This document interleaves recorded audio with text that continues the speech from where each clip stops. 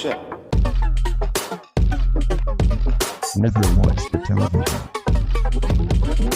Never watch the television. That's the greatest scientific indoctrination tool ever devised. Haven't you figured that out?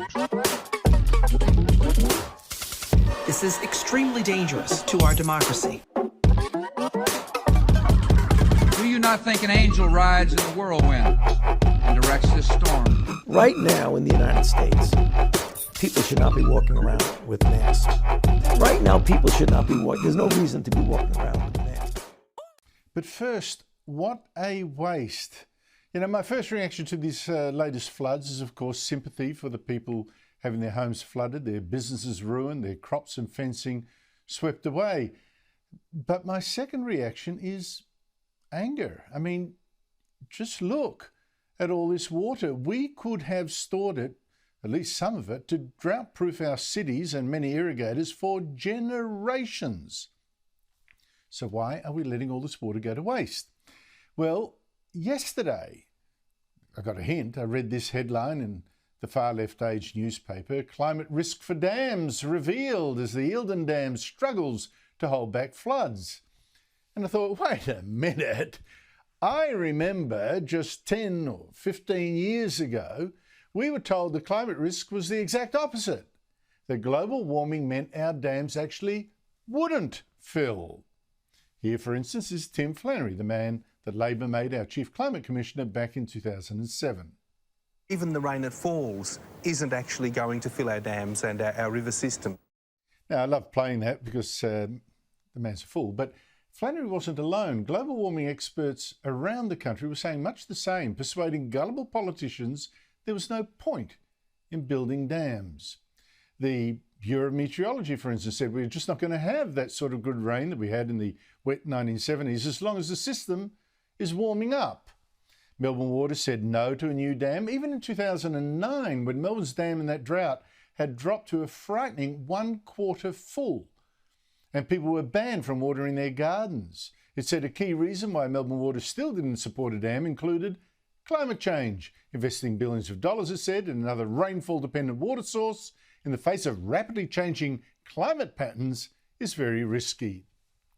And the Labor masters said the same. The government ruled out new dams, saying climate change meant not enough water would flow into them to make them worthwhile. That's the Same Age newspaper reporting that. Now, this groupthink, unchallenged by most journalists then, turned out, of course, to be absolutely wrong, just like the groupthink that renewable energy will make your electricity cheaper. Because just look today. Melbourne's dams are at an unbelievable 98% full. Not in a quarter of a century we've seen this. Dams in Sydney, Brisbane, Adelaide, Canberra, also full or close to. Now, of course, Victoria may be Australia's maddest state, but Labor politicians elsewhere weren't much saner. Result, just 4 of the 20 dams that we have built in the last 20-odd years are outside Tasmania. Just 4. And this global warming mania has actually cost lives. 12 years ago, New South Wales Premier Christina Keneally killed a proposed dam, the Telegra on the Williams River.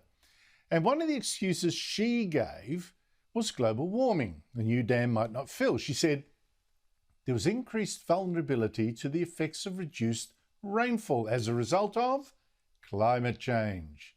And yet just 5 years later, Dungog, which is downstream of where that dam would have been, was flooded. About 80 homes and shops were flooded out and 3 people tragically died.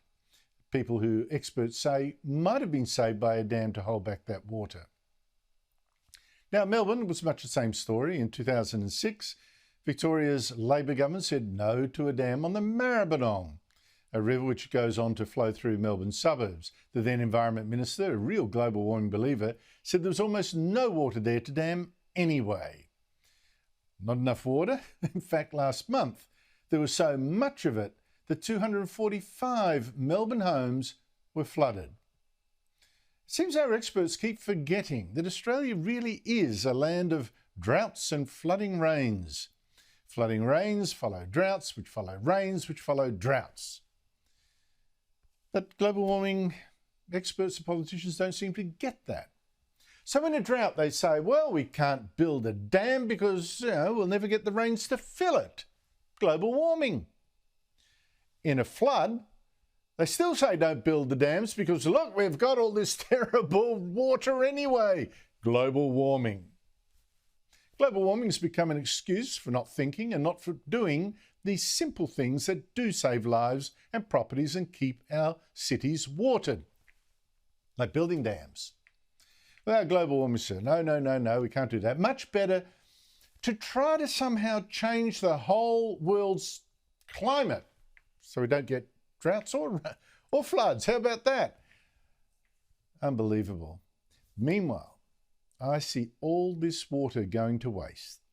And we know these floods will one day be followed by droughts, and then we'll wonder, where did all that water go?